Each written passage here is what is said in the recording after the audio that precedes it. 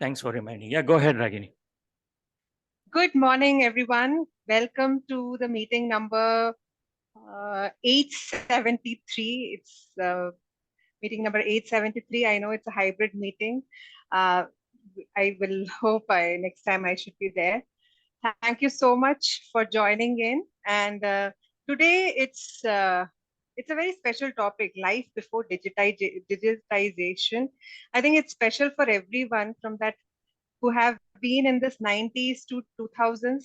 I think everybody would have seen that difference in their lives. I'm sure that each one of us can face it, sitting idle and chit chatting, and even traveling by train, talking to strangers, and not looking at your phone all the time. I think things have just changed drastically. Now I think nobody has time for anyone. So these are the only times, I guess, these meetings where we really interact with people and actually speak and are away from. And actually, digitization has been is useful for we are making good use of. Actually, I'm not. I don't know why today digitization is not coming properly for me. So we are making good use of digital transformation by Smedleys. So going forward in this meeting today, today's meeting, we're going to start off. Let me tell you the 3 ground rules. So as we are having a hybrid meeting, we make sure that we'll all be on mute, whoever is in the online, and if possible, we'll be on camera. And whoever is there in the auditorium, in person, they can keep their phone on silent. And we'll refrain from talking on sensitive topics. Election is also around the corner, so let's refrain from talking on politics, and any sensitive about religion and sex, let's avoid.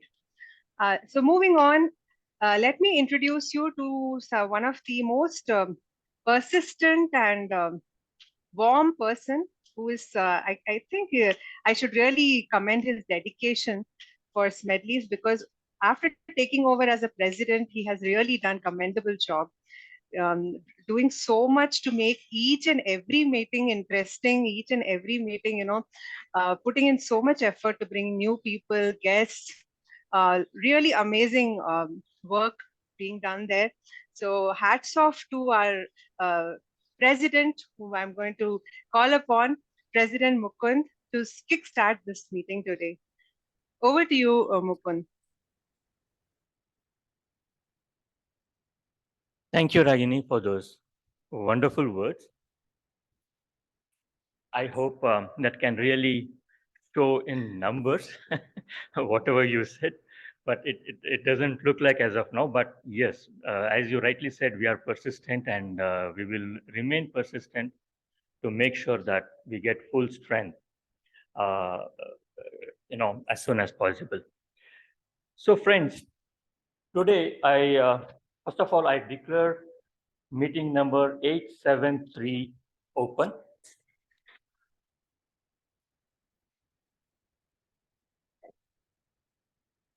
We don't have a full audience, but I think this is a very good start. Now, we have had meetings where we were full house, like the one that happened last week and the one before that as well. We had close to 22, 23 members coming here and attending this meeting. Today, because of so many other reasons, maybe because of the rain, because of whatever is happening in the city, not many people have been able to come to the meeting. But nevertheless, we have always had a meeting even when it was not hybrid or online. I remember days when we were just 7 or 8 of us and we have conducted the meeting. And from there, we have gone strength to strength. So from that standpoint, I feel very optimistic. Today it is 5, tomorrow it will be 10, and the week after that it is going to be 15, and some point in time it is going to be a full house. I'm very positive about that. Now, coming to life before digitization. Now, when I heard that theme, our VP came out with that theme, and when I heard that, the first thing that came to my mind was the way when we were very young, immediately after college, we used to go out and play cricket. Now, we used to go and play football when I was in a hostel. There were live, real-time interactions, small interactions between us. Nothing was a text away or a call away. We all used to make it a point to meet, to play, to crack jokes, have snacks, and then go back home. Those 3 or 4 hours in the evening was something that we all used to cherish. Now, that I think was the life before digitization. Now, because of so many things like social media, etc., people tend to sit in their own rooms. They sit and chat. Everything is online. Everything we simply keep talking to our laptop. Even now, like, throughout the week, I keep speaking into a laptop, whether I'm in office or at home. It doesn't matter, right? We go to office simply because we are mandated to go to office, but we do in office exactly what we do at home. It is not that we interact with so many people in office. This particular meeting that we have over the weekend is such a welcome relief, at least for people like me who can come here, even if it is 4 or 5 people that we get to meet, that is also great. But that real-time interaction, that face-to-face interaction is there. And that is something, I would really look back. COVID was an anomaly because of which we got into this mode. But over a period of time, we will surely come back and have that in-person meetings instead. I am sure and I am positive about it. Now, that was my take on life before digitization. Right? So now can I request some of you to come out with your take on this theme? We will start online first, and then we will come to offline. So coming to online, can I request Natasha to give your take on the theme life before digitization? If you're speaking, you're on mute.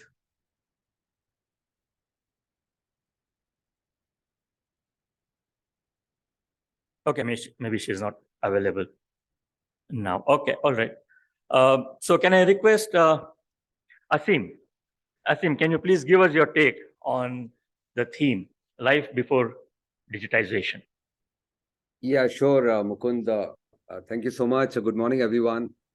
What I feel is that because, as Ragini was saying, I was born at a time when I saw the life earlier before digitization. And all of us are undergoing what's really happening at digitization. So I do feel that there was a life that we had at that point of time. And then meeting people, going to their houses unannounced, without really fixing an appointment in time, etc. I think that those were the days, and it was very, very touching and very fulfilling as a life. And because that interaction is cut, it's completely snapped. Life does not really seems to be life anymore. Thank you, Asim. Can I request Francis Gama to give his take on the theme, life before digitization? You'll have to come here and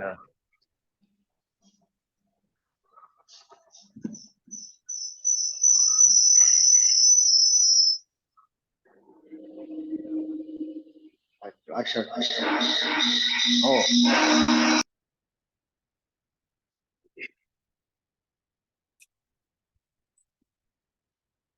As I look at the theme, I'm visible. Yeah. No, I don't want to cover the screen. As I look at the theme, life before digitization, I don't think there's any difference. Why? We are talking as if digitization happened overnight. No, digitization happened very slowly over a period of time, and it is a gradual change that we adapted to. Yes, if you say that you came from a village where you lived a life which was totally physical, without digitization, yes, it makes sense. But most of us have lived in towns, and we have grown with digitization. I think I've grown with it. I may not have grown with it as fast as Ankita did, or as fast as Varun did. I was a little slow. I'm probably slow. I'm catching up. But then I think it's been a gradual change, a welcome change, and you cannot stop or you cannot complain. I don't complain. I think it's beautiful and I have to live with it. And I think the best thing to do is wherever you can live without digitization, live without it. Wherever you should, for example, here for a meeting when you cannot come, you have to go online. There is no choice. And that's beautiful. I don't think I have anything to complain about. But then if we did not have digitization, I think we would have just had 5 people at this meeting and that would have been miserable. So we have a little more than 5. It's not very necessarily the best situation to be. But I think there was no, I wouldn't complain. There was a lot of difference if you want to compare. But I would say there was a life and there is a life. And I think we just need to learn to adapt and enjoy both sides of it. Sometimes I don't touch my gadgets. I don't look at it. I don't go for the best of gadgets. I don't go for the most recent of gadgets. I use it where it is necessary, but I love to live a normal, simple, non-digitized life wherever I can. So there is a difference. There need not be a difference. And I have to learn to live with both of it. Back to you, sir.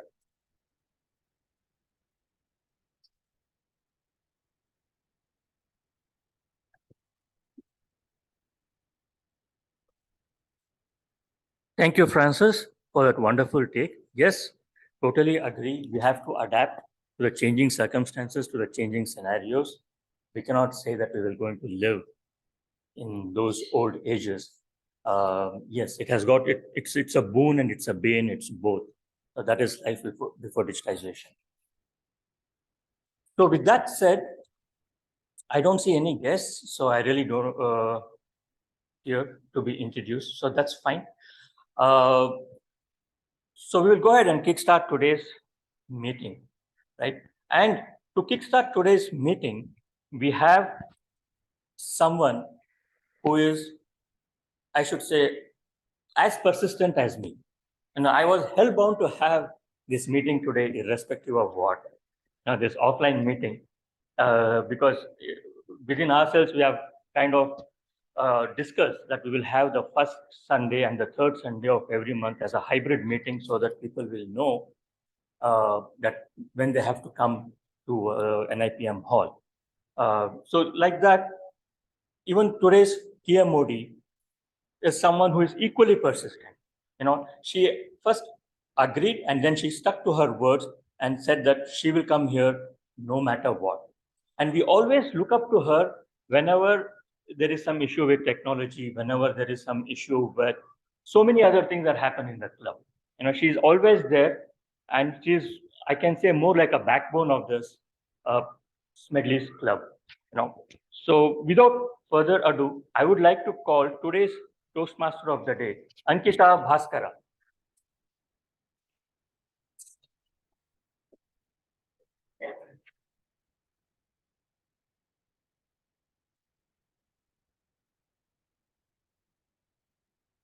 Thank you very much, Mukund. It's always a pleasure to be here and hear some wonderful and uplifting words told about yourself. Good morning, Toastmasters, and I would say future Toastmasters, but there are no guests here today. It's always a pleasure to be here and see all of your beautiful and handsome faces, both online and offline. When someone asks me, Ankita, how was life before digitization? Honestly, I cannot tell you.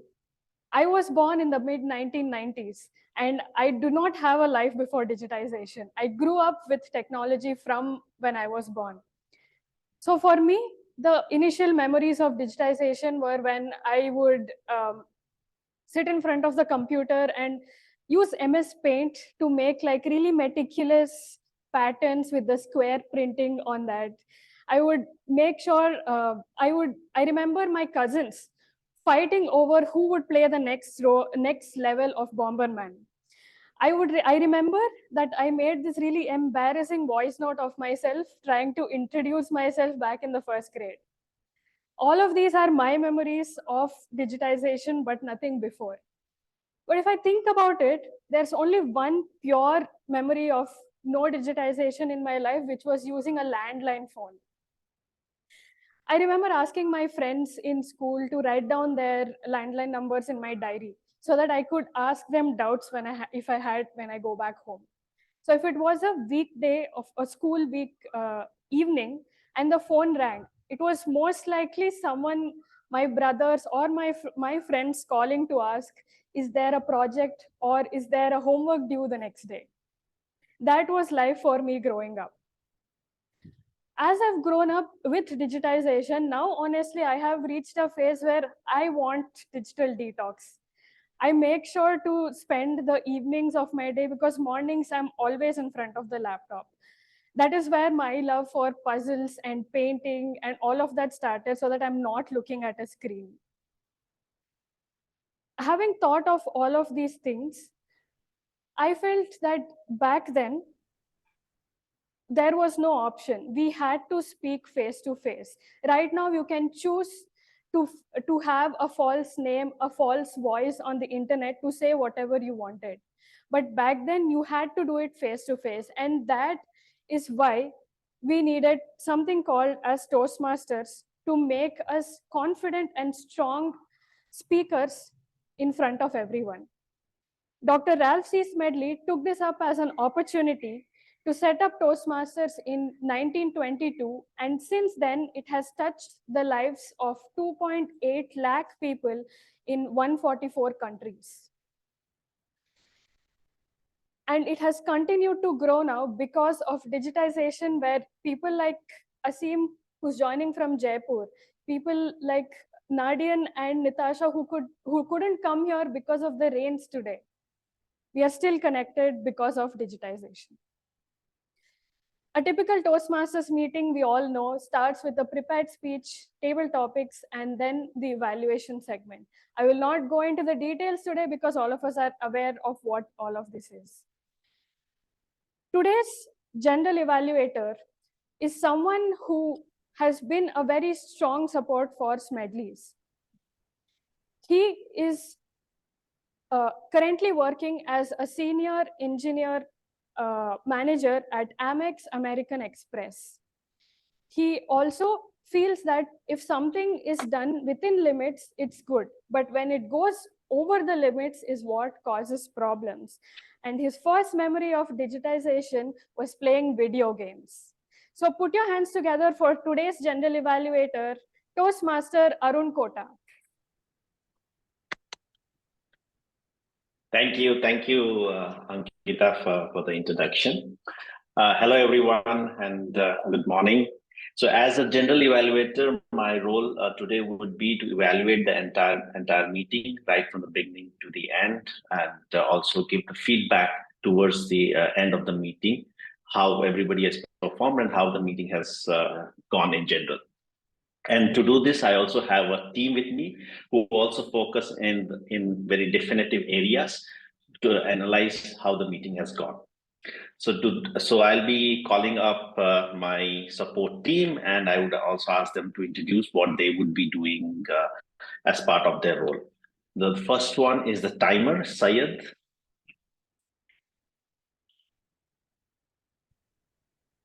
Is Syed in the room or somebody else is the timer? Yes, I'm there. Okay. Okay. I hope you can hear me. Yes. Yeah. So I will be playing the role of a timer today. So for the table topics, the time limit is 2 minutes. So end of 2 minute, end of 1 minute, I'll be showing the green card. And then end of 1 minute 30 seconds, I'll be showing the yellow card. And end of second minute, I'll be showing the red card, and it will stay there until you're done speaking. And for the prepared speech, the time limit will be 5 to 7 minutes. At 5th minute, I'll be showing the green card, and then 6th minute, it will be the yellow card, and red card at the end of 7th minute, and it will stay there until the speech is over. Yeah. End of the meeting, I will be presenting my report to the GE.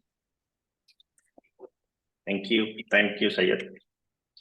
The next two roles are taken by Ragini, which is the R counter and the parliamentarian. So Ragini, want to talk about both the roles? So I'll be the R counter today. I'm going to notice your crutch words, your R's and ums, and unnecessary pauses. And also, I'll be the parliamentarian. I'll see if there are any deviations from the normal procedure, and also I'll be testing your listening skills. So how attentively you're noticing the meeting. Yeah, thanks. Thank you, Ragini. The next is the role of the grammarian, Varun.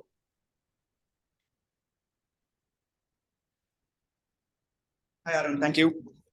So my role for today will be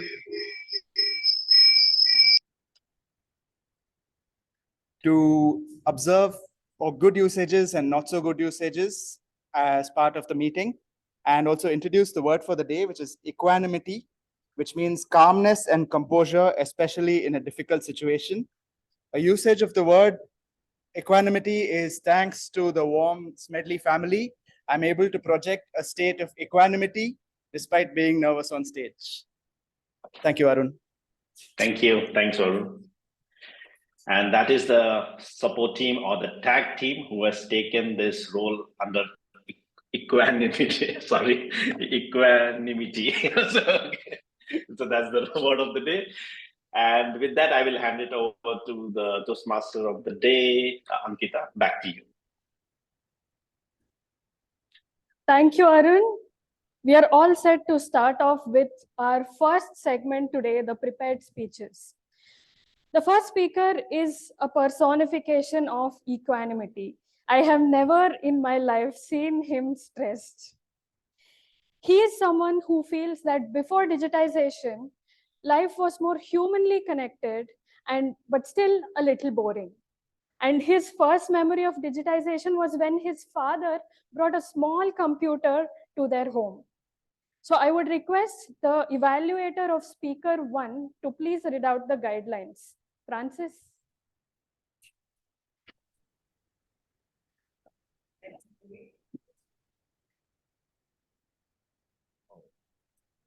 Okay, thank you.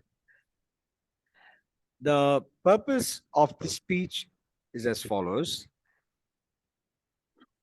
is for the member to share some aspect of his or her primary leadership style or discuss leadership styles in general.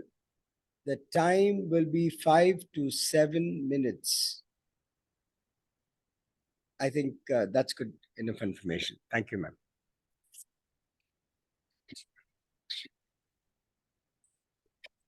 Thank you, Francis. So as the evaluator said, the speaker is delivering a speech from Dynamic Leadership. He is a father of 2, a loving husband, and the current test technical lead at Cisco. He is delivering a speech today with the speech titled Inspiring Leaders. So put your hands together for Toastmasters Nadian Selvan.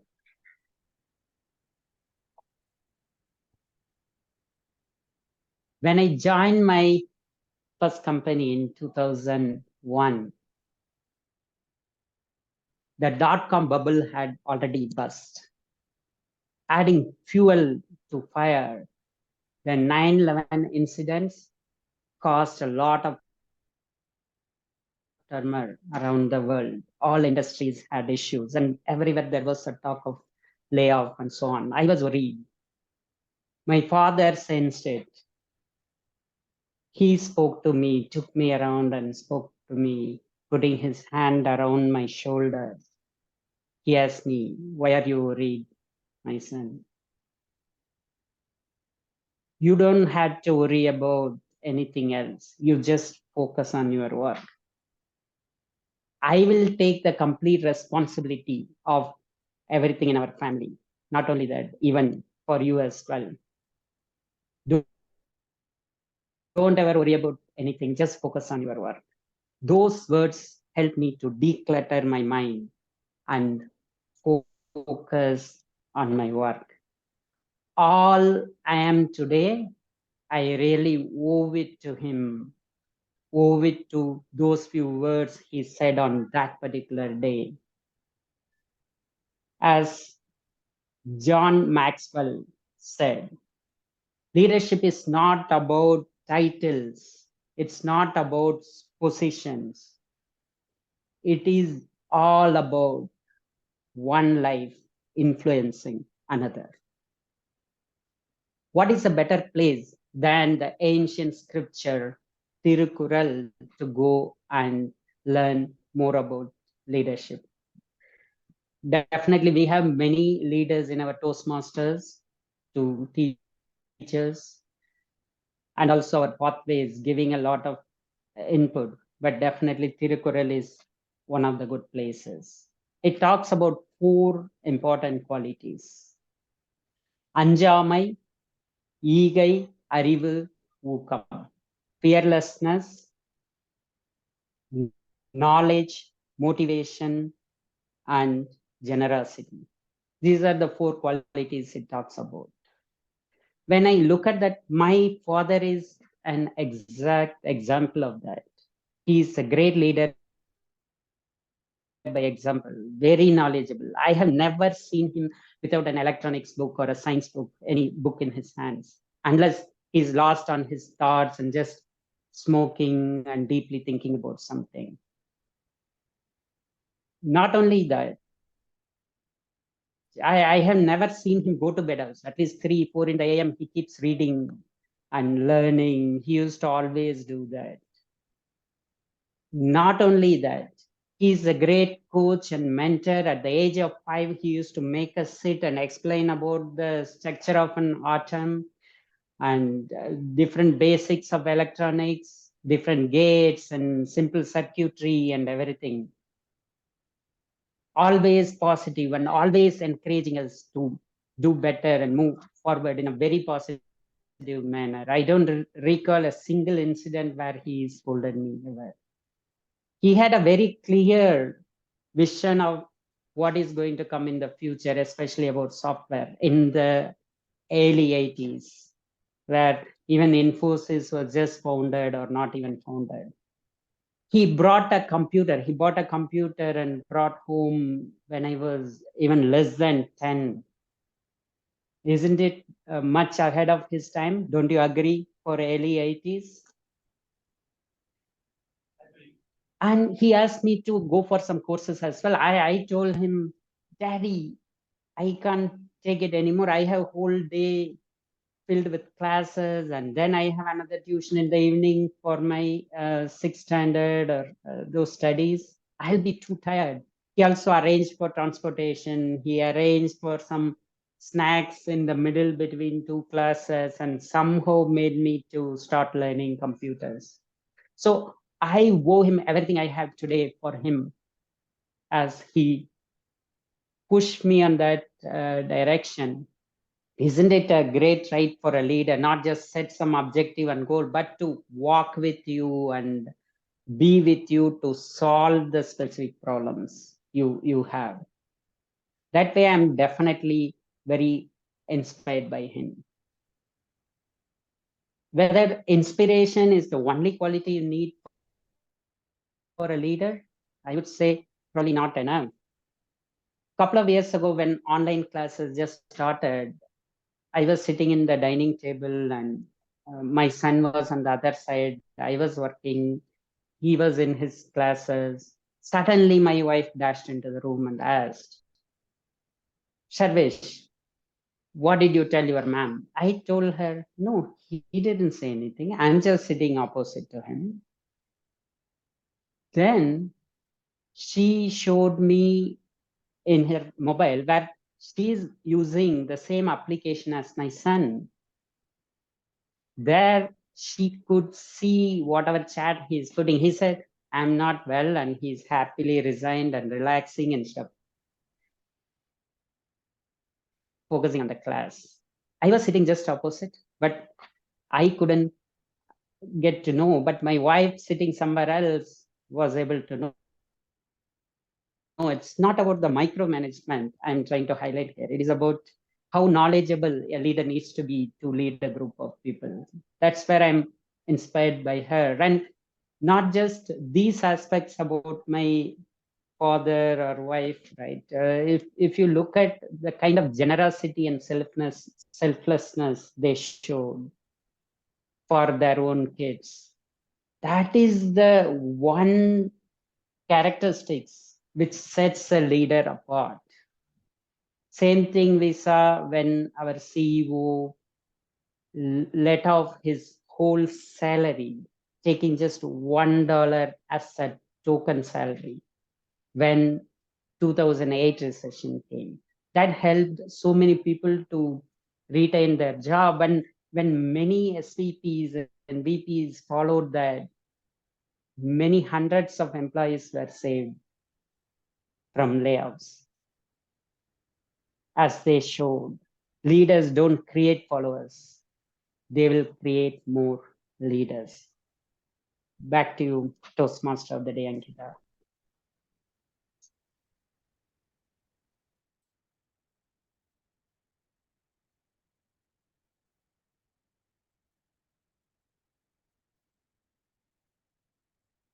Thank you, Nadian.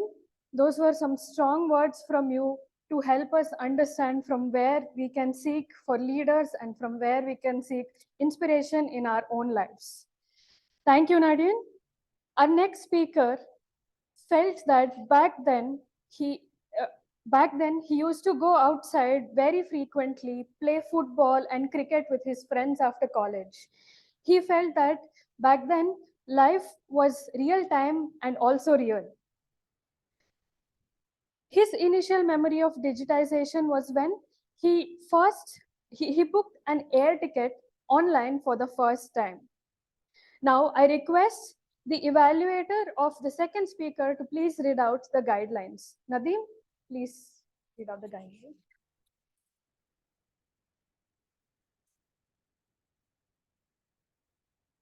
Hello, everyone. So the speaker is giving his speech from the pathway of persuasive influence, which is of level 3. The guidelines are here, which is the purpose statement of this project is for the member to introduce or review basic presentation software strategies for creating and using slides to support or enhance a speech. The purpose of the speech is for the member to demonstrate his or her understanding how to use presentation software, including creation of slides and incorporating the technology into a speech.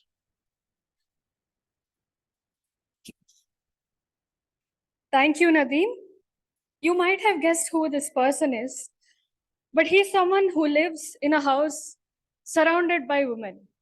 It's his mom, his wife, and his daughter. He is currently a finance process transformation consultant. Please put your hands together for the second speaker today, delivering a speech titled Negative Impacts of Social Media on Teenagers. Toastmaster Mukund Joshi. Thanks, Ankita, for those wonderful words. Before the timer starts, I would like to present the presentation and check if everybody can see it.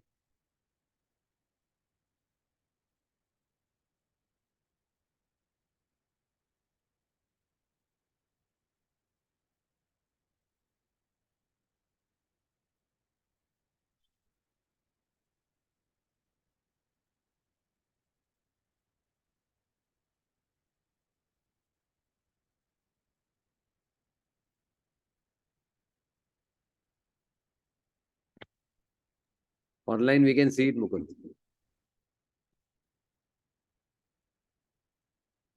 Okay. The timer can please start.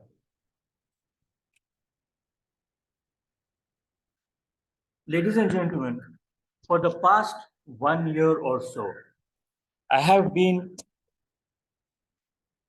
observing strange behaviors in my teenage daughter. She doesn't want to be disturbed. She goes into her room, locks herself up, She just wants to keep chatting. She's either talking to her friends or on chat or watching Netflix or on Instagram or any of the social media. It takes humongous effort for me and my wife to get her out of the room, even to spend 15 minutes over the dinner table. She simply comes out, takes her food, goes inside the room, and then again gets secluded. So I thought this could be a good topic to see, a good topic to talk about, since many of us here are, many of the members of this club are teenagers themselves, at least some of them, if not all of them, and, or we have children who are of the teenage age, right? So the negative effects of social media on teenagers. And this I've prepared this presentation mostly out of my personal experience. So according to me, there are three effects, negative effects of social media on teenagers. One is indirect communication. The second one is lowering the risks. Now, why should lowering the risk be a negative effect? We will see that. And then lastly, of course, it is the cyberbullying and stalking, right? Now, let's go one by one. Let's talk about indirect communication. Now, before social media was there, people used to go out. As I said earlier, people used to go out, play with each other, particularly with teenagers. They are setting foot into the world when they get into the teenage age. And during that age, when they interact real time with their friends, they are actually doing small experiments. They're actually trying out small skills. They're failing in that and they're succeeding in it as well.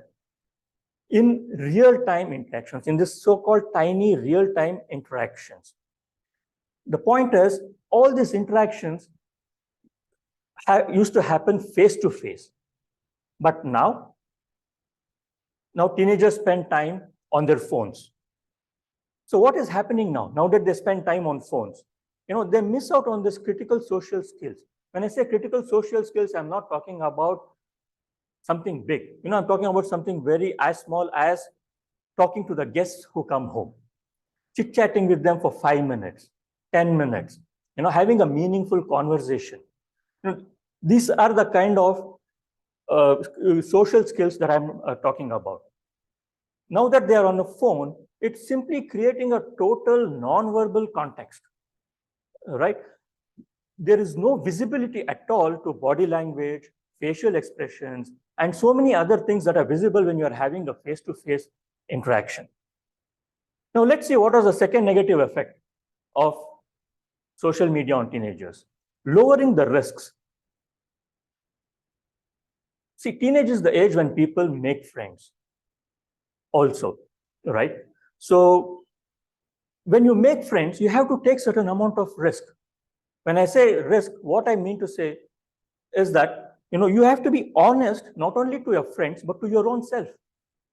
If your opinion differs from that of your friends, you should be in a position to disagree with your friend without jeopardizing the relationship. Once you earn that kind of a skill, where you get to disagree, where you get confidence that you have an opinion, right? And that opinion matters and your friends agree with that. Guess what that happens to the teenager? It builds self-esteem in them. And that is so critical at that age. Building a self-esteem is so much critical in that age. So lowering the risk here is actually a negative effect. The teenagers have to take that risk. They have to go and interact real time. They should be able to disagree where they have to disagree, right? So lowering the risk is the next negative effect that I'm talking about. But what happens now? Now interactions happen real time. They simply text mindlessly. They just go on texting whatever that comes to their mind. And the second thing is they take time to respond. It is not spontaneous like it happens in real-time interaction. Once they hear something, they can really text tomorrow, day after, or whenever they want. They take time to respond. And it has gone to such a extent that the teenagers today even find it intense to speak over phone for 4 or 5 minutes. Just 4 or 5 minutes on the phone, they find it very intense. Verbal interaction, right? And what does that lead to? It leads to an anxious teenager, which is definitely not any parent wants. And the teenager herself or himself also doesn't want to be anxious throughout. That is the next effect. The third is the cyberbullying and stalking, right? When it comes to cyberbullying, people text anything and everything. They just don't care for friendship. You don't believe this. They go on texting something that is unthinkable of saying that face to face. Those kind of things get texted, right? They don't care for friendship. And guess what? Girls are more affected than the boys, simply because girls try to compare themselves with others. And because of that, they build their identities around it and they become more insecure. And to overcome their insecurities, they try to put others down, which actually leads to cyberbullying, right? And the opposite of cyberbullying, or rather, the next one is that of stalking, right? When it comes to stalking, you're just a text away. There was a time when we used to say, I'm just 100 meters away from your house. Then came the time when they said, we're just a phone call away. Now we are saying we're just a text away. Anytime any text can come into your phone, that is called cyber stalking. And the opposite of cyber stalking is equally dangerous, which is ignoring. You'll be waiting for a text to come, but the text never comes. And that silence, friends, is deafening, and that affects the teenager a lot. That is cyberbullying. And so some facts about the cyberbullying, right? 85% of children in India have experienced cyberbullying. 42% of children in India have been targets of racist cyberbullying. Right? The girls aged 10 to 16 are the most vulnerable. So this is from a McAfee survey that happened in 2022. Right? So what can parents do? One is they can curtail the consumption of technology. I'm not saying avoid it, they can curtail the consumption of technology. Second, parents should not keep looking at their phones when they are talking. When children come and talk to them, give them FaceTime. Talk to them looking at their face. Okay, delay the age of usage of tech. If not 16, move it to 18, move it to 20, right? Trust your kid. Don't keep breathing over her shoulder or his shoulder every now and then. Trust them. They respect you, they love you. You also love them. So trust your kid. And lastly, but not leastly, engage them in some kind of sports or music or volunteering where there is real FaceTime interaction. Thank you very much.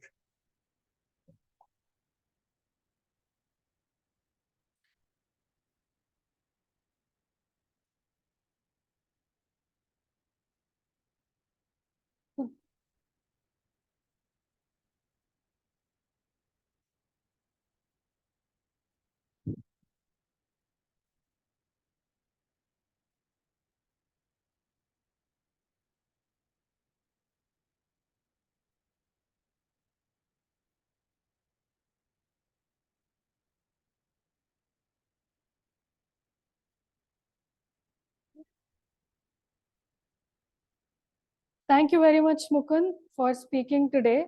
It was certainly well put, and it kind of matched to the theme of today's meeting also. With that, we have completed the first segment of today's meeting, which is the prepared speeches.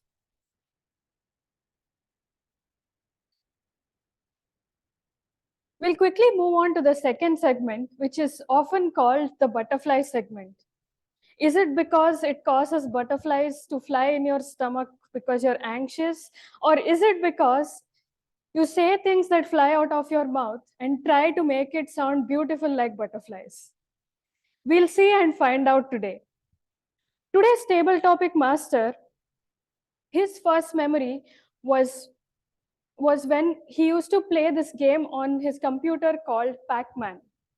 And he said, life before digitization was when we all had a life, but right now it is only an illusion that we have a life. These are some really strong words from our table topic master today, so you can understand the weight of the topics that's coming your way now. He is a father of one and a wife of one, beautiful lady, and husband of one beautiful lady. I'm really sorry about that.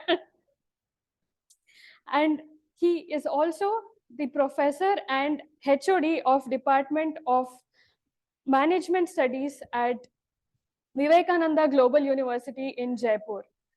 I think by now you'd have guessed who this amazing person is. Please put your hands together for DTM Asim Purohit.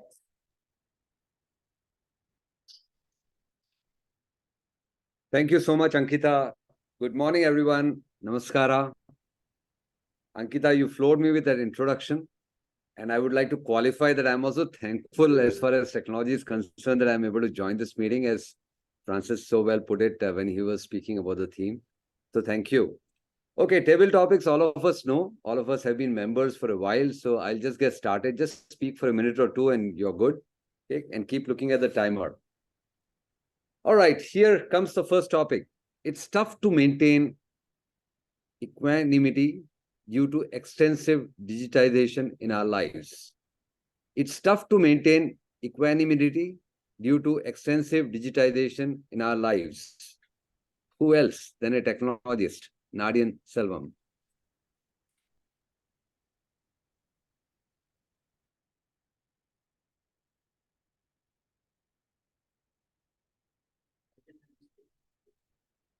Nadi, are you there?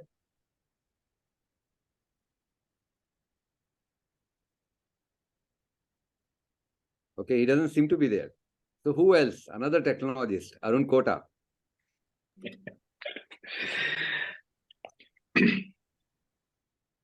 We talk about digitization and how it has affected us, but digitization has been there since last 50 to 60 years, since the World War II. That is where we slowly started seeing changing from an analog system to a digitized system. Things were already there, it just changed the form. Previously it was an analog watch, now it's a digital watch, but it still shows the same time. So that is how it is.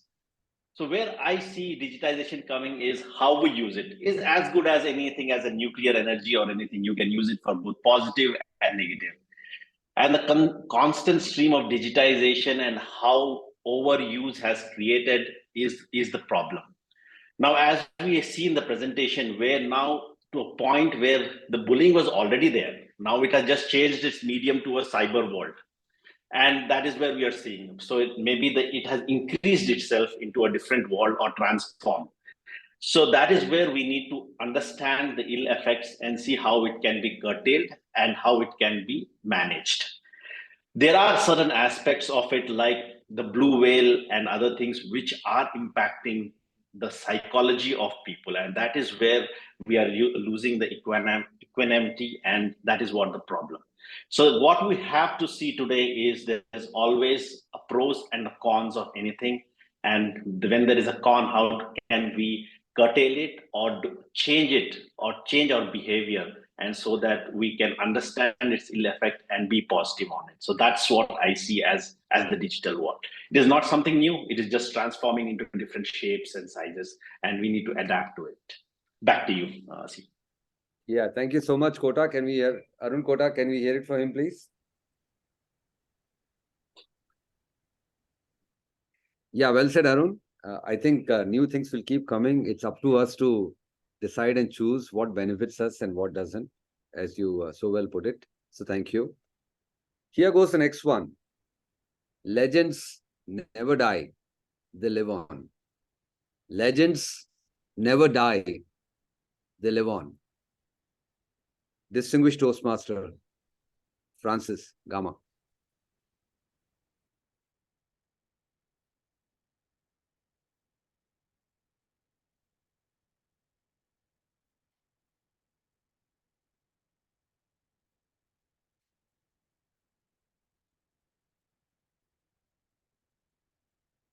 A legend. The word means that he lives on. So the addition to that term legend, he lives on, for me is not meaningful. A legend lives on. So what? A legend once upon a time was a story about somebody. But today, you and I can become that story that just lives on. Who becomes a legend, or who is a legend? I would say any one of us can be a legend. what does it take to be a legend? To add a little extra effort in everything you do, but that's not enough. To add a little extra effort in taking your relationship with the person one step forward. Now, for example, Mukund for me is a legend, and he will remain in my mind for a very, very long time. Why? Tell you, every time there is a meeting here at NIPM Hall, since I do not have transport of my own and I'm not allowed to use a vehicle of my own, this legend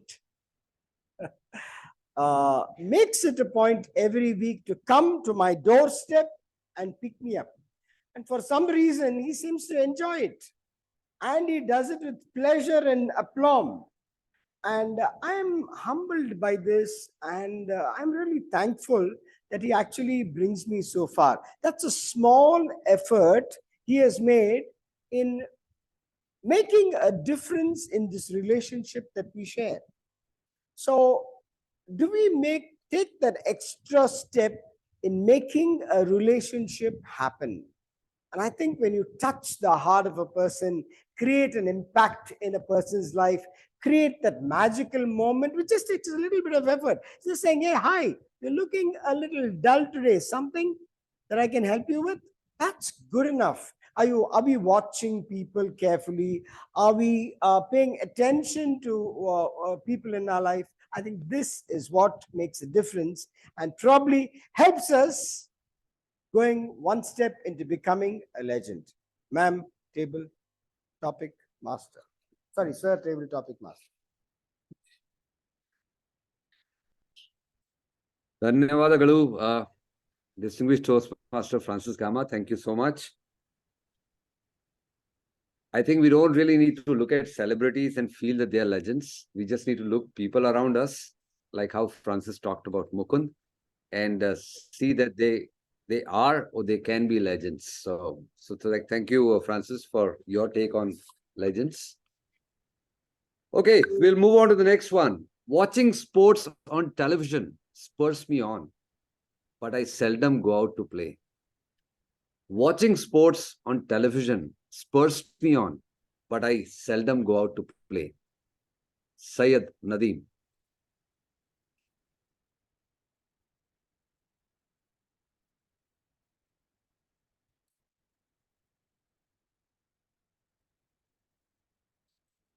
Yeah, so pardon me, Asim, can you please repeat the topic, the second part? Yeah, sure, Nadeem. Watching sports on television spurs me on, but I seldom go out to play. So even though I couldn't understand the whole thing, yeah, so sports, is one of the very interesting thing which we all love to see. Even though we support one team, or even if there is no one of our favorite team, but we love to see that. So I remember watching football. That's how it all started. So even though cricket is like a religion, it's all in our blood of Indians, but football is something which I started watching with my cousins. So one of my cousin brother, he is a big fan of France team. So it was I think it was way back in 2006 or 7. I don't remember exactly, when Zinedine Zidane, and that whole fiasco happened where he hit the but like with his head. So that was the time I started watching the football, and we all cousins. It kept us together. So even though I don't know which France team is what they are playing, but with the flow, the people, like, they all were motivating, oh, France is going to win the game. And we all started coming together and we started having a bond. And yeah, so it's all good to have something like this to cherish upon. Yeah, this is all I have in the topic. Thank you.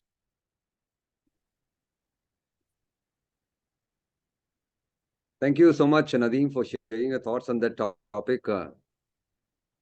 Definitely, in the era of IPL non-stop every day on our television, the time that we should be spending out, we seem to be spending in front of television.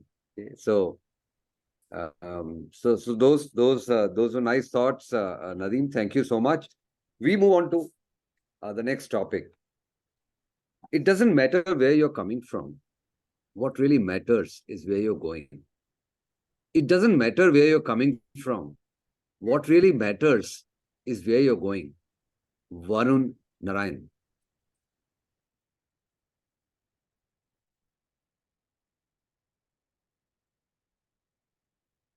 Thank you, Asim. I was hoping I would get the previous topic because I have not much to say here, but it doesn't matter where you're coming from, it matters where you're going. I completely agree with the statement as such. Where I was going to this morning was a good thing to do because I was put on the spotlight with this topic. It did matter and it made me think. It's making me think now to say something of value or not. But it didn't matter the roads that I took and that it was raining and that roads were cordoned off for PM Modi's yatra today. So it didn't really matter, but it does matter that I'm standing here and facing my fear and my inability to talk on a topic. And I'm sure that I'll grow from this. So with everything in life, I think it doesn't matter the hardships that you will face, the difficulties that you will have along the path, the people who are winners and who are legends go through a lot of difficulties and those are not visible. What is visible is the success. So it is true in the sense that it doesn't matter the path that you take. It's more important the journey and the destination that you are reaching to. Thank you.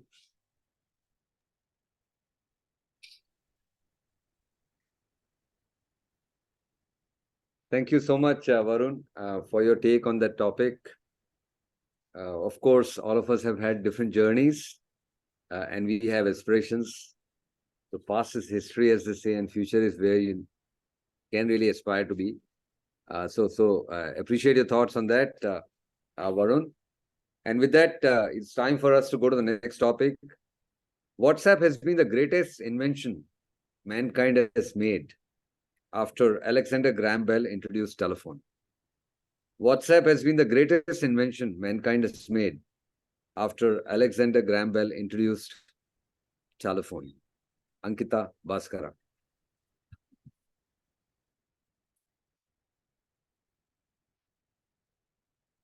Thank you, Asim. I honestly thought I would escape the table topics today as I was the Toastmaster of the day, but thank you for the topic.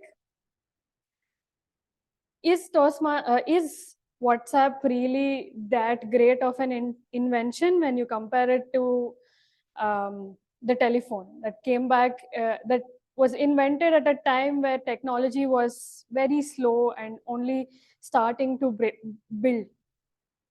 WhatsApp obviously has connected a lot of us here today and people living abroad, living in different countries. And it has certainly been a boon for my life. It has helped me stay connected with my really close best friend from almost 18 years, 15 years, who's right now in Canada. And I was able to, she went through my MC speech yesterday, MC script yesterday, and she was like, Anki, you got this, you've written it really well. So I have that support, even though it is like thousands of kilometers from away, all because of technology, all because of WhatsApp that is there. But of course, there are negative effects of this because of false propaganda that happens on WhatsApp, misinformation that is being shared on WhatsApp, and people misusing, getting numbers, stalking, all of that is always there. So it's a good and a bad thing. It all depends on the way you use it. Thank you, and over to you, Asim.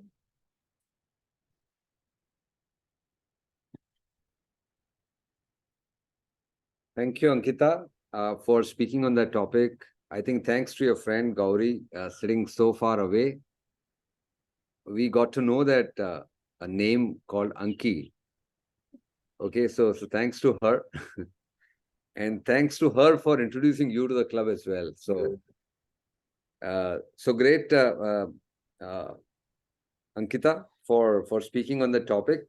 Let's go on to the next one. Fall from grace is instant. Rise to fame is an arduous climb. Fall from grace is instant.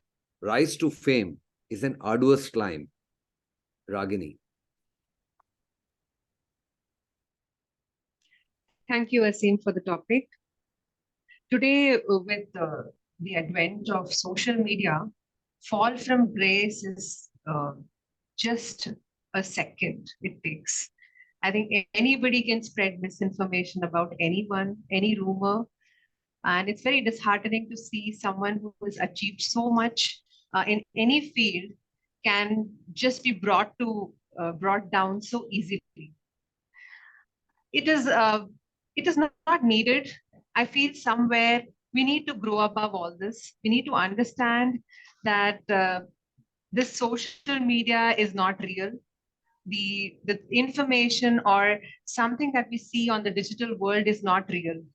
As someone really rightly mentioned, as Mukund mentioned, today in this world, it takes a lot of courage to come out and speak in person to each other, build relationships.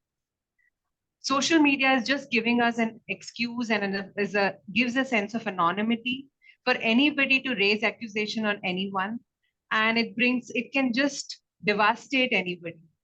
So I think it's very, very important for us to distinguish both from what is real and what this anonymity and what this whole illusion is providing us.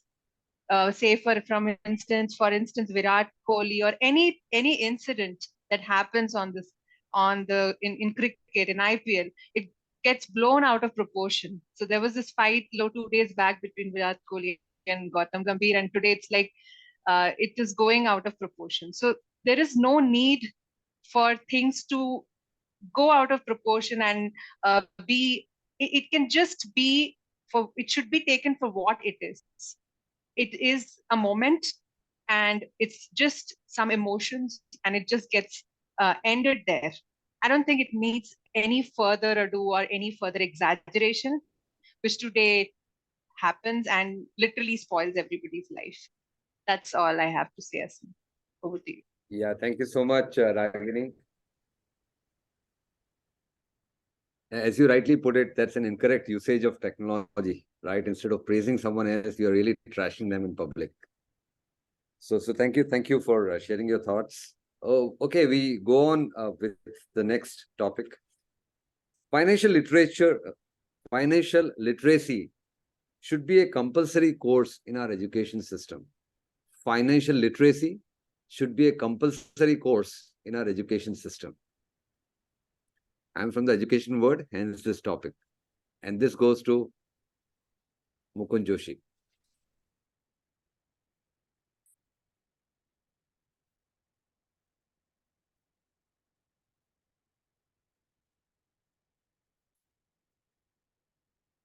Thank you, Table Topic Master, for the topic.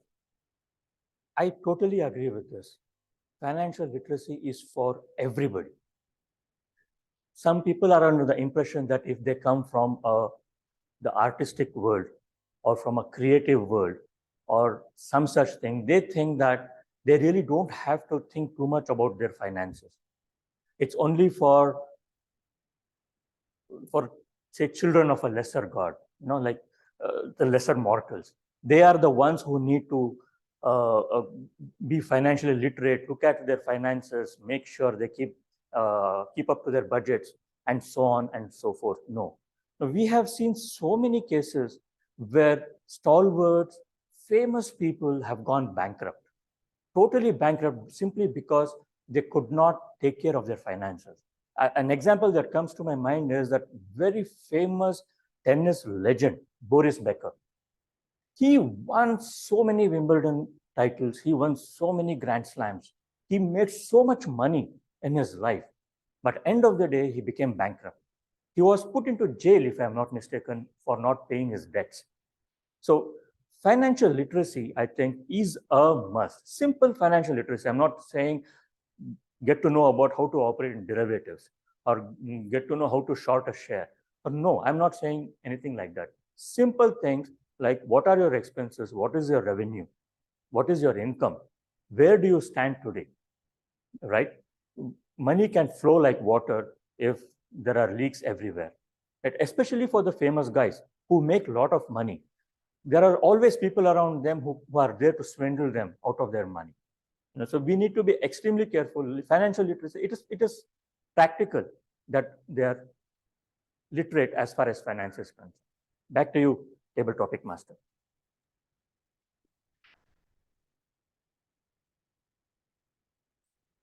Thank you, Mukund.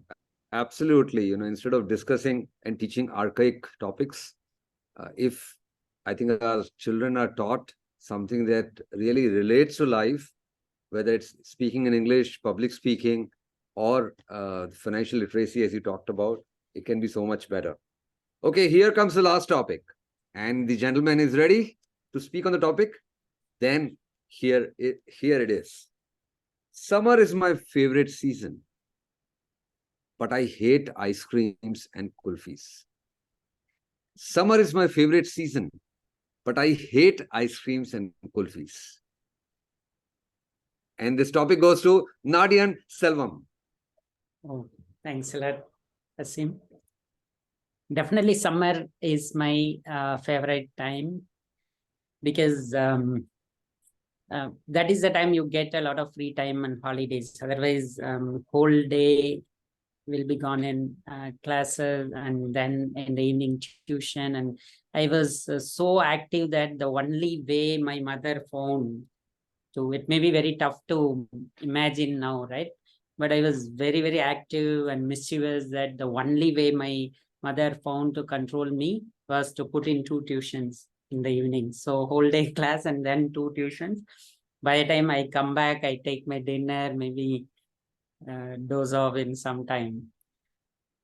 So summer is the time I get for myself and a good amount of playing with the friends and everything. And can you guess the favorite pastime for me? I'll give a clue as well. I'm a born Toastmaster. I used to sit in a corner of the house and tell stories to my imaginary audience. Right, there were thousands of them, but in our meeting we have only 20-30 people, but still it's okay. Right, that used to be my favorite pastime, and even with kids, it's little difficult now. But still, in-laws or other people are there to take care of them, so we get some free time. That way, still summer is my good pastime, but definitely ice cream never went well with me. Whenever I ate as a kid, I used to have throat infection or cold, so I always stayed away from it. So I fully agree, summer is my favorite time. It helped me to groom my speaking skills, and definitely the things which are not good for throat, the ice creams were not my favorite anytime. Though I liked it as a kid, it didn't help my health, so I never tried it a lot. Back to you, Toastmaster, table topic master of the day, Asim. Thank you, Nadian. You very conveniently sidestepped the ice cream and the kulfi part of it, but then it's almost break time, and who knows, instead of tea, coffee, now that it's summer in Bangalore, there may be ice cream and kulfi on offer. So with those ideas, it's time for me to hand it back to our master of ceremony for today. And you guessed it right, Ankita Bhaskara.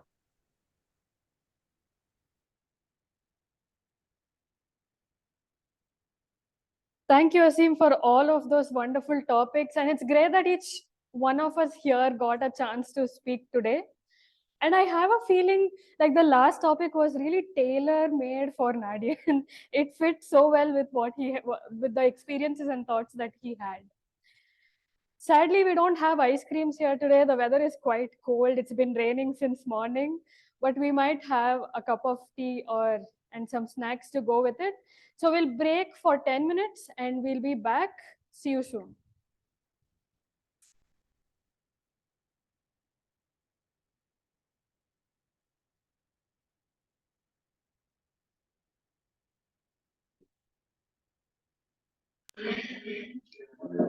I think you can join us.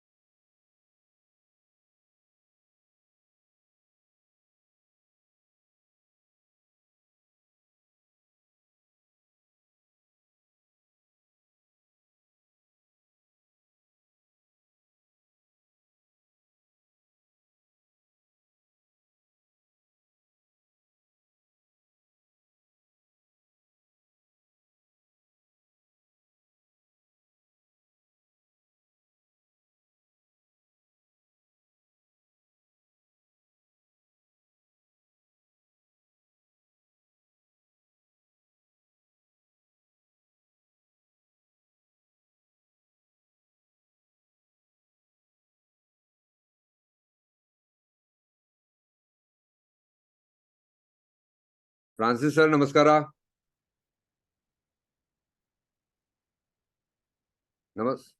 Namaskara, Francis sir. I can't hear you. You're on mute, I think. My friend, I thought you would make and find an excuse and come to Bangalore last week. Yeah, I know, Francis, but there's a lot that's happening. But I will come for sure. I'll come for sure. In fact, I did connect with Natasha, and a few days earlier itself, I knew that I won't be able to make it, so I informed her. But I was present. I couldn't hear the entire meeting, what was happening, but I could see. Sorry. No, I don't know. I think it was. Yeah, there was a technical glitch in between, so audio got cut. But we have a recording. We'll share it today. Yeah. Sure. Yeah, Sure. we'll share it in the group. Yeah. Thank you. Okay. All right. So we are back. I see Asim also has a mug with him, so he's not missing out on the connection here. With our tummy full and minds refreshed, we move on to the evaluation segment. So the stage is yours, Arun Kota. Thank you, Ankita. Let's get started with the evaluation for today's meeting. Overall, I think the meeting was a delayed start, but I think that's fine with hybrid. Always setting up takes a little bit of time, but it was not too late, and we just got started maybe a few minutes late. That should be fine. So now I'll go over all the role takers and then to give their feedback. To start off with is the Sergeant at Arms, Ragini. One thing I would like to appreciate, you was put on the spot. You were not ready for it, and it was not. you just took it and you flew with it. So that is much appreciated, and that is what Toastmasters teaches us, and that was done very well. I think that is really appreciated. I think she deserves a round of applause for that, because you just come to know and you have to start a meeting. So that's really appreciated. So a round of applause for that.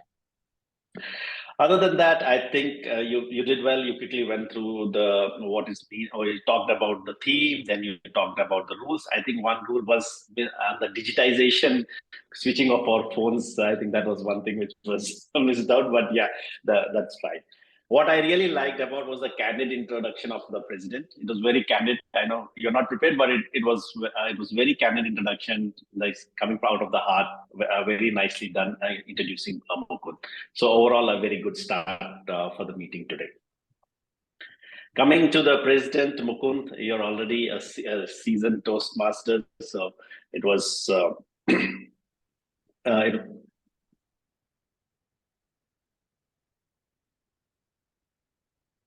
Okay, sorry, I got distracted by the chats. So coming to the president, Mukund, yeah, you actually, again, you also took on the theme, you talked about the theme, try to engage the audience, trying to see who can speak on the topic. Few recommendations I would like to give is, one thing is, I know the audience were less in today's meeting compared to the previous meeting. But as a president, I would suggest to take that as always a motivational, saying that we are less, let's do better, let's do this, let's do that. Taking to that high tone. Already the level is dull. A number of people are less, so the environment might be a little low. So see how you can spike the environment high, or motivate everybody to get their energies out or increase their energies. Because when you tell we are low compared, so when you start on a dull note, that is what you'll be starting on a low note. So see how you can take it to a high note whenever things are not as per what you want or number of audience in the room. So that is the only suggestion. So see how you can motivate people or energize the room, as you are the kick-starting the meeting on that note. And other thing, I think that's the only feedback I have. Other than that, it was all good. The next, I will come to the speakers and their evaluations, and then I'll come back to the other role takers. So we'll start with the evaluation of the first speaker, that was Nadian by Francis. So can I invite Francis to go over the evaluation of Nadian? Mr. General Evaluator, fellow Toastmasters, and Mr. Nadian Selvam in particular. It was a welcome and pleasant thought to hear a speech from you, and that too from an advanced manual. I know we are seeing a lot of this in our club. Now, I'm just going by the evaluation sheet here. What did you excel at? You excelled at delivering a speech that had a reasonably good flow. You flowed from the beginning till the end. Your speech was definitely organized. It had an opening, a body, and a conclusion. The opening and conclusion were definitely good, but I'm going to tell you a little about the body. There was a certain degree of poise and eye contact because you're sitting in front of a camera, and that was good enough. I would say there was a reasonably good amount of good gestures that came with the movement of your hands to a certain extent. Now, what you may want to work on. Number one, I expected a well-organized speech about some degree of leadership styles. I didn't see that. And for you to share some aspect of your primary leadership style or discuss leadership styles in general, I didn't see that at all. I saw an opening, then I saw a little on Thirukkural and Dad, and a little on the CEO. I heard a lot about other people, but I didn't hear terminology of leadership styles, and I did not hear any story about Nadian's leadership style. You asked at least 3 questions. Isn't he ahead of his time? But then you didn't give us time to respond or to assimilate what you were saying. I think it's very important that when you ask questions that are answerable or not answerable. The moment you say, isn't he, then you must wait for the audience to say yes or no. One definite thing that I want you to change from your next speech is, please avoid the huge headphone when you're speaking. That is good for recording an audio in a studio, but definitely not in a Toastmasters meeting where you're delivering a speech with voice modulation, facial expression, etc. To challenge yourself, I would like to pose this question. Here's my question. Are you busy completing projects or challenging yourself to becoming a phenomenal communicator? That's a serious question. So my suggestion to you is redo this speech and make me your evaluator wherever you're doing this, so I can tell you if there is a difference. Say something profound in a manner that is profound, striking, impressive, and challenging. I've challenged you a lot. All the best. Back to the general evaluator. Thank you. So can I hear from Nadian saying challenge accepted? Yeah. Thanks, Francis. I mean, that was another perfect way, going through the guidelines, exactly giving what the project is about and talking about where the improvements are. And what, as you said, I think you got a homework now. You know, that's the cause of having a very strict evaluator or a perfect evaluator. So thank you, Francis. So the next, I would like to invite Syed onto the stage to give his evaluation on the speech by Mukund.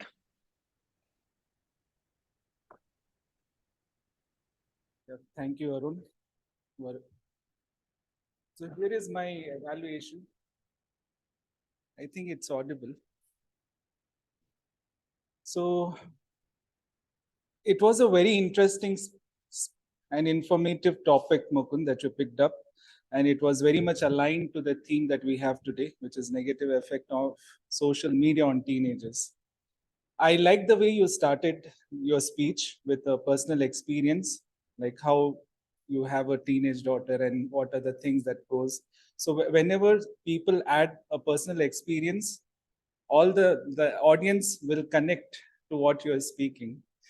And then the presentation, the PPT was very nicely done. You kept it very simple. You kept it very clear, concise, and to the point. There was no big paragraphs that I saw where the people who are looking at your presentation are losing interest. It was very to the point. The pictures or images for every slide that you had kept in the PPT were very interesting. There were 3 negative effects, and you listed it down in one of the PPT. And for each slide of negative effect, you had 2 images. One, how it was before, and also how it is right now. So it was, even though even before you could explain, people can easily understand like how things were before and how. So that's one of the good point of a presentation, Mukund. And in one slide, which particularly like out of 3 effects, cyber bullying and stalking, the pictures what you gave were very interesting. I liked it personally. And then you moved on to talk about the facts, and you ended the speech with a solution. What parents can do with the image. And I love the way the speech flow was. You started stating there is a problem, and then you came up with a fact, and also you ended with a solution. If I have to suggest something about your speech, you could have added something to the topic of each slide, like it was there, and then the slides. Maybe you can break it down, or maybe the heading or the topic, you can make it even more bold, or you can underline it so that the audience can make a difference. That's one thing. And on one of the slide, which is lowering the risk, on that one, you had kept a picture of 2 friends taking a selfie. So maybe you can, that's not something lowering risk, right? Maybe something like where 2 friends are talking to each other, and that is some kind of not happening nowadays. So maybe that's one, that's my take.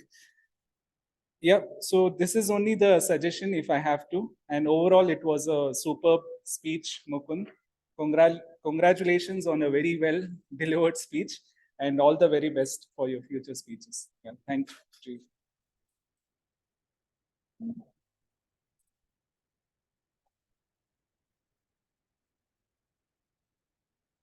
Mukund, Arun, you're on mute. you're on mute. Yeah. Yeah, thank you. Yeah, thanks Ayat for the evaluation.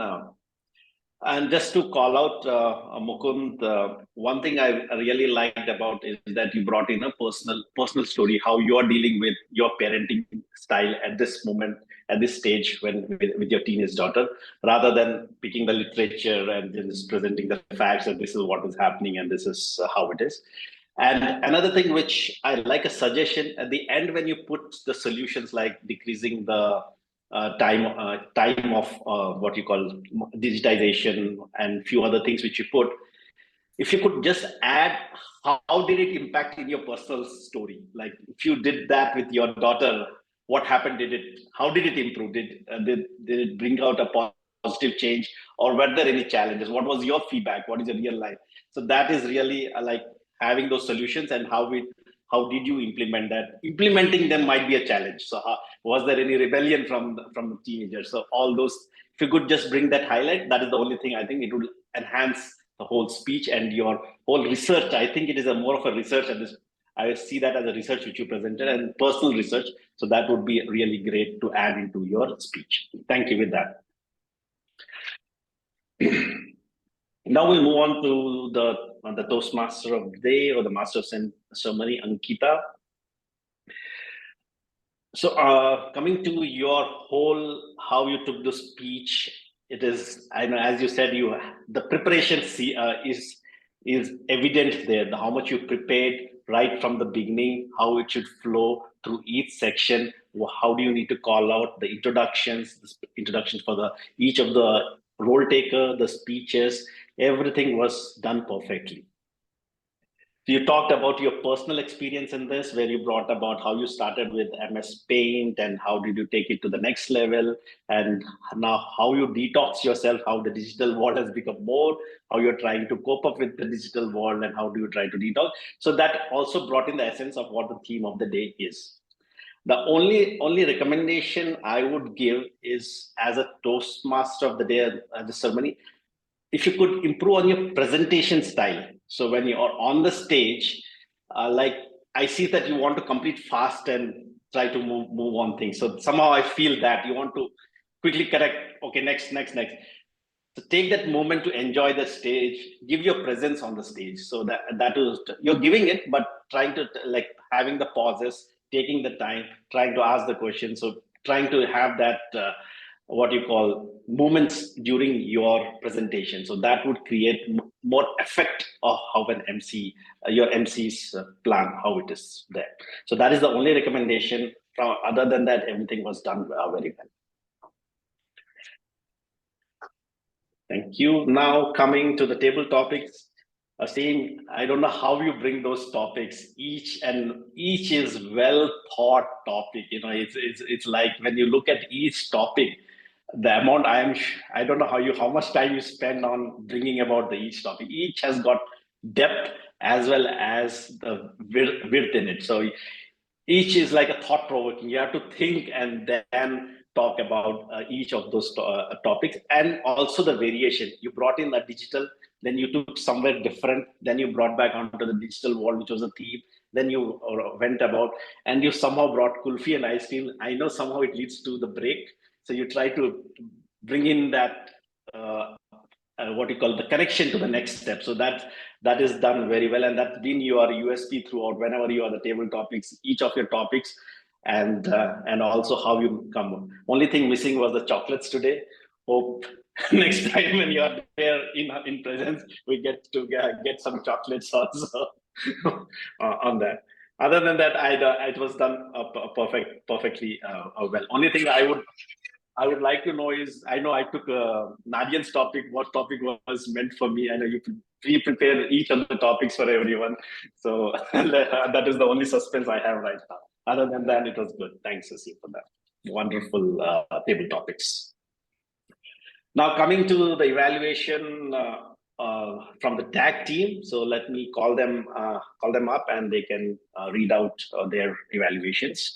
The first is on the timer report, Syed.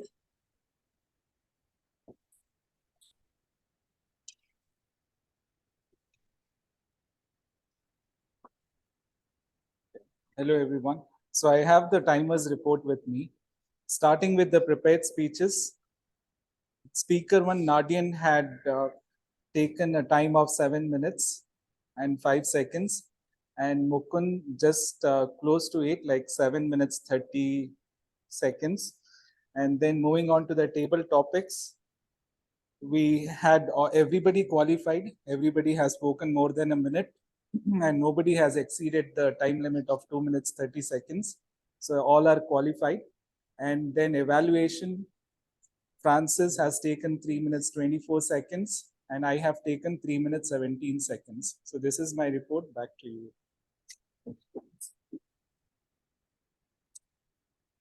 Any disqualifications here? Sorry, or all are qualified for each of the roles? No. Okay, thank you. So next is I call upon the grammarian, Varun, for your report.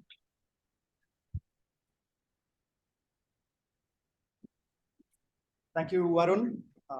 First up, the word for the day was very not frequently used. Arun used it a couple of times. I gave it as an example, and I couldn't use it in my table topics. Ankita used it, and Asim used it. Some of the good usages that we had were backbone of the club, wonderful and uplifting, false name, false voice, personification of equanimity. And then Nadi quoted from the Tirukural. I missed the Tamil words. I only got Anjamai, but fearlessness, generosity, wisdom, and vitality. Generosity and selflessness sets a leader apart. Life in real time and is real. Then John Maxwell's quote, leadership is not about titles or position, it's about influence. Humongous effort.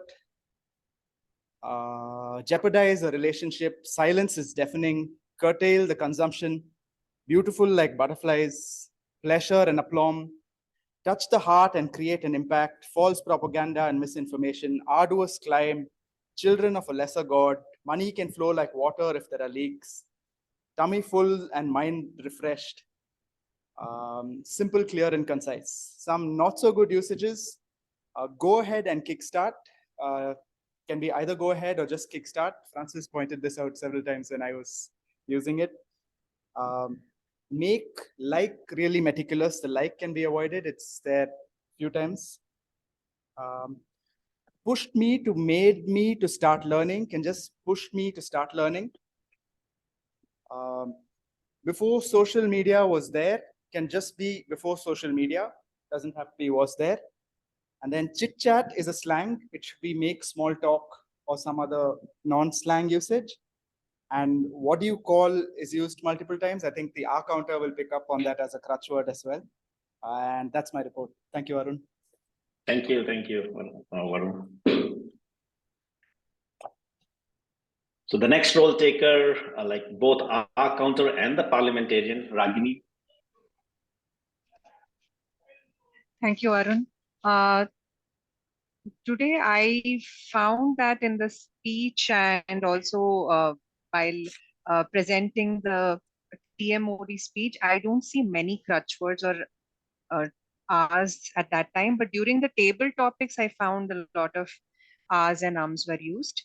So Mukund used 5 R's during table topics. Ankita used 4 R's and pauses. Varun used 6 R's during the table topics, and Nadeem also used 4 R's. But overall, I found that most of it was very flawless, and I couldn't personally find any glaring pauses or crutch words. Coming to the parliamentarian role, everything right from the starting, I think today being a hybrid meeting also, there was no disturbance as such, and camera, everything was perfect. We didn't find even the break was very timely, and even online I am attending and I didn't feel that we were waiting for too long. So it was very well organized and maintained. I think we have become a pro in our hybrid meeting as well now. So coming to questions. So the first question I have is, which is the author Nadian mentioned regarding leadership in his speech? Yes, Francis, yes. Except the evaluator. Yes, Francis. Anybody else except Francis? Tirukural. I'm talking about the English author. John Maxwell. Yeah, correct. Right, Varun. Points to you. Next, which are the 4 qualities Nadian mentioned? I will not ask Varun. Anybody else? Varun and Francis, no. Anybody else? Nadian mentioned in his speech about a leader. Which are the 4 qualities he mentioned?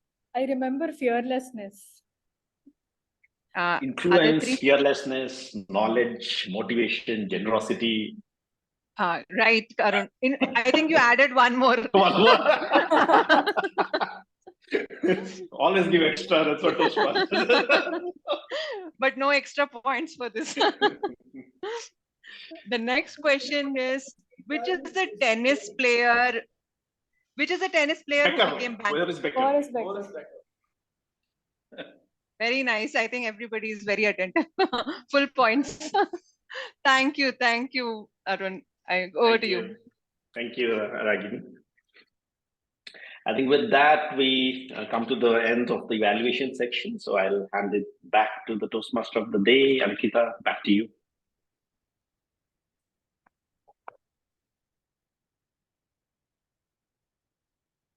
Thank you, Arun, and all the evaluators and the tag role players to taking their time to evaluate today's meeting. The whole talk today was life before digitization. And what I feel at the end of the day is we are in a world with digital life and technology with amongst us. So how we use it, what we use it for is what matters. So with that, I hope all of you had an amazing Sunday morning today. And I hand over the stage to our president, Mukund Joshi. Okay, we are also launching the poll, so please take a minute to cast your votes.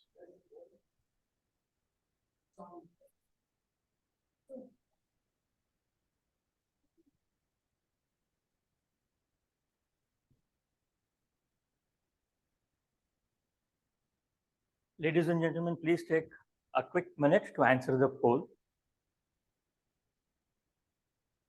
And the reason I'm saying that is that my laptop may die any moment.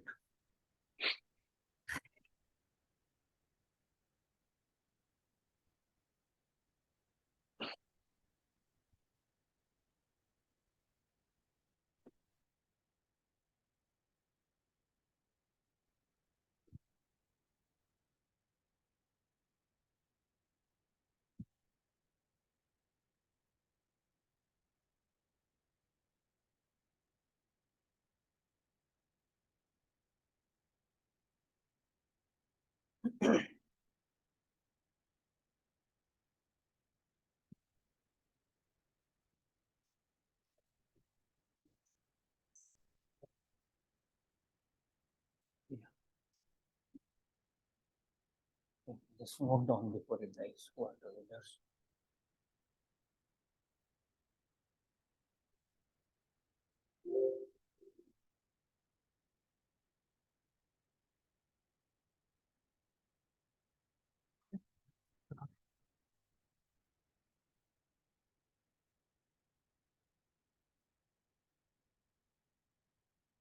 All right, ladies and gentlemen, first of all, let's give a big round of applause to our Toastmaster of the day, Ankita Bhaskara. The conducting the meeting so well today and keeping all of us attentive and energized for the last 2 hours. Thank you so much for that. So with that, let's, maybe I should